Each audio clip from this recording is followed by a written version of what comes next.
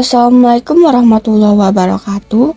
Perkenalkan, kami dari kelompok 2 yang beranggotakan Salsabila Amalia dengan NIM 2210 11 622 0007 dan Wahdatun Nikmah 2210 11 622 0014. Di sini kami ingin memaparkan hasil dari diskusi kami berdasarkan 3 topik pembahasan. Yang pertama, perkembangan bahasa anak. Yang kedua, pemerolehan suku kata. Dan yang ketiga, kata pertama anak. Topik pembahasan pertama, perkembangan bahasa anak. Nah, di sini kami menggunakan teori-teori dari para ahli. Yang pertama, ada teori dari Jean Piaget. Yang kedua, ada teori dari Lev Vygotsky.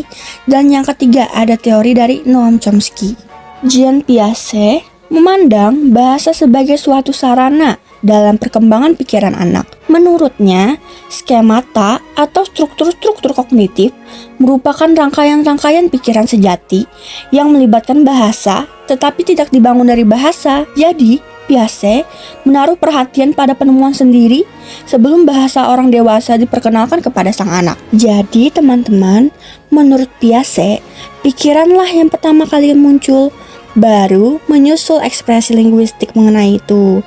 Jadi bahasa itu bukanlah yang menstrukturi atau menyusun pikiran, tetapi merupakan sarana untuk mengkomunikasikannya kepada orang lain. Berikut ini tahap-tahap perkembangan bahasa menurut Piaget. Yang pertama, dimulai dari sejak lahir sampai 5 bulan, tahap meraban, pralinguistik pertama. Yang kedua, dimulai dari 5 bulan sampai 1 tahun, tahap meraban, pralinguistik kedua, kata-kata nonsens. Yang ketiga, dimulai dari 1 tahun sampai 2 tahun, tahap linguistik pertama, holofrastik, kalimat satu kata. Yang keempat, dimulai dari 2 tahun sampai 3 tahun, tahap linguistik kedua, kalimat atau ucapan 2 kata. Yang kelima, dilanjut dari umur 3 tahun sampai 4 tahun, tahap linguistik ketiga, pengembangan tata bahasa. Yang keenam, mulai dari 4 tahun sampai 5 tahun, tahap linguistik keempat, tata bahasa menjelang dewasa. Yang ketujuh, dimulai dari 5 tahun sampai seterusnya, tahap linguistik kelima, kompetensi penuh. Nah, teori Piaget ini kemudian dikenal dengan nama teori perkembangan kognitif atau cognitive developmental. Piaget menyelidiki bahwa proses berpikir sebagai aktivitas gradual dari fungsi intelektual atau kognisi berdasarkan dalil bahwa struktur intelektual terbentuk di dalam individu akibat interaksinya dengan lingkungan. Nah, dalam perkembangan kognitifnya ini, Piaget memperkenalkan tentang istilah skema secara interchangeably dengan istilah struktur. Skema adalah pola tingkah laku berbahasa yang dapat diulang. Skema berhubungan dengan refleks pembawaan dan skema mental seperti klasifikasi skema, operasi skema yaitu sikap, operasi skema yang dapat diamati. Nah, menurut Piaget, inteligensi itu terdiri dari 3 aspek, yaitu yang pertama struktur, skema, isi, konten, dan fungsi, function. Selanjutnya, Piaget membagi tingkat-tingkat perkembangan sebagai berikut. Yang pertama, ada tingkat sensori motoris, dimulai dari sejak lahir sampai 2 tahun. Bayi itu lahir dengan refleks bawaan, teman-teman. Skema dimodifikasi dan digabungkan untuk membentuk tingkah laku berbahasa yang lebih kompleks.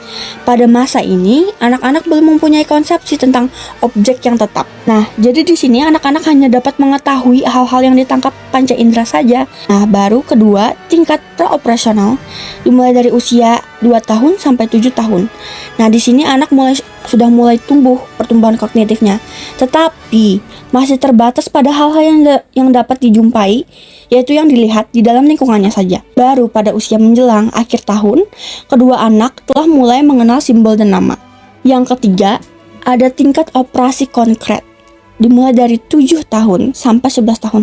Nah, di sini anak-anak telah mengetahui simbol, tanda atau lambang, tapi belum dapat menghadapi atau memahami hal-hal yang abstrak. Yang terakhir itu tingkat operasi formal pada usia 11 tahun sampai seterusnya. Anak telah mempunyai pemikiran yang abstrak pada bentuk-bentuk bahasa yang lebih kompleks. Nah, anak-anak harus bisa mengasimilasikan dan kemudian mengakomodasikan dari tanda bahasa menjadi struktur-struktur lambangnya. Tapi kalau anak-anak menemui maknanya sendiri, strukturan lambang itu harus datang pertama kali dan tidak akan disamarkan oleh struktur bahasa orang dewasa. Nah, andai kata seorang guru memulai dengan struktur bahasa anak-anak yang spontan, maka bahasa orang dewasa yang mempengaruhi strukturan lambang itu seolah-olah membingungkan pikiran sang anak. Ini karena ujaran yang dihasilkan oleh anak merupakan inner speech, itu ujaran dalam. Nah, itu tadi teori dari Jean Piaget, yaitu teori kognitif. Balik ke teori Lev Vygotsky. Bagi Vygotsky, pikiran dan bahasa mencerminkan realitas dengan cara perbedaan persepsi. Nah, kata-kata memainkan peranan utama. Vygotsky menunjukkan perhatian yang besar terhadap dialog atau percakapan antara anak dengan gurunya. Dalam pandangan Vygotsky, bahasa lingkungan sama nyatanya dengan benda-benda dalam lingkungan dan merupakan sumber atau sumbu bagi anak dalam berpikir. Oleh sebab itu, Vygotsky memahami suatu bahasa atas dasar sebuah gambar dari struktur-struktur konseptual tersusun atau bahasa yang berlangsung secara cepat. Teman-teman, jadi menurut teori Vygotsky ini, yaitu menekankan interaksi antara aspek internal dan eksternal dari pembelajaran dan penekanannya pada lingkungan sosial pembelajaran. Jadi di sini fungsi kognitif manusianya berasal dari interaksi sosial masing-masing individu dalam konteks budaya, teman-teman. Selanjutnya adalah tahap-tahap perkembangan pikiran menurut Piaget dan Vygotsky. Yang pertama, di tahap 1 dari usia 0 bulan sampai 2 tahun. Itu menurut Piaget adalah sensor motorik, sedangkan Vygotsky primitif. Di tahap kedua, dari usia 2 tahun sampai 4 tahun, Piaget mengatakan kalau tahap ini adalah tahap prakonseptual dan praoperasional. Sedangkan Vygotsky mengatakan tahap ini adalah tahap tumpukan atau sinkretis konglomerasi. Yang ketiga, dari umur 4 tahun sampai 7 tahun, menurut Piaget, tahap ini adalah tahap pikiran intuitif. Sedangkan menurut Vygotsky adalah koleksi, asosiatif, dan kompleks rantai. Lalu yang keempat, dari usia 7 tahun sampai 11 tahun. Menurut Piaget adalah operasi-operasi konkret. Sedangkan Vygotsky adalah konsep-konsep samaran dan konsep-konsep potensial. Lalu yang tahap kelima, yang terakhir, dari usia 11 sampai seterusnya, itu adalah tahap perkembangan logika proporsional dan logika formal menurut Piaget. Sedangkan menurut Vygotsky adalah konsep-konsep asli. Selanjutnya adalah perkembangan bahasa anak menurut teori dari Noam Chomsky. Noam Chomsky berkeyakinan bahwa bahasa itu dimiliki oleh anak manusia sejak ia lahir secara universal. Oleh karena itu, Chomsky berusaha menunjukkan dan membuktikan keterlibatan potensi dalaman pada otak tersebut. Penutur dan pendengar haruslah mengetahui dan menguasai bahasanya dengan baik. Sekarang berpindah ke topik pembahasan yang kedua, yaitu pemerolehan suku kata. Menurut Abdul Khair, pemerolehan suku kata atau bahasa pertama atau bahasa ibu merupakan proses yang berlangsung di dalam otak anak-anak, mulai dari ketika ia memperoleh bahasa pertamanya atau bahasa ibunya. Pemerolehan bahasa biasanya dibedakan dari pembelajaran bahasa atau language learning. Pembelajaran bahasa berkaitan dengan proses-proses yang terjadi pada waktu seorang anak-anak mempelajari bahasa kedua setelah ia memperoleh bahasa pertamanya. Jadi, pemerolehan bahasa berkenaan dengan bahasa pertama, sedangkan pembelajaran bahasa berkenaan dengan bahasa kedua. Namun, banyak juga yang menggunakan istilah pemerolehan bahasa untuk bahasa kedua.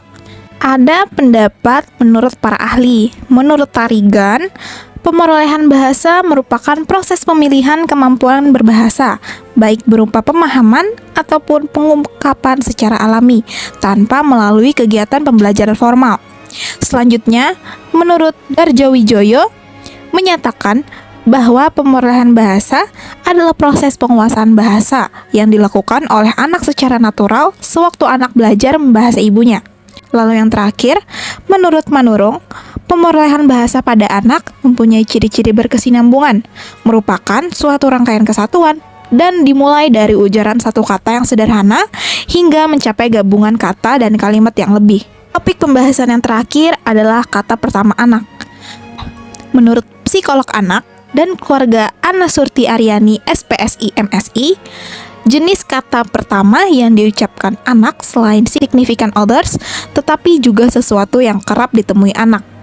significant others merujuk pada orang yang biasanya bersama dengan anak, misalnya ayah, ibu, kakek, nenek, atau pengasuhnya.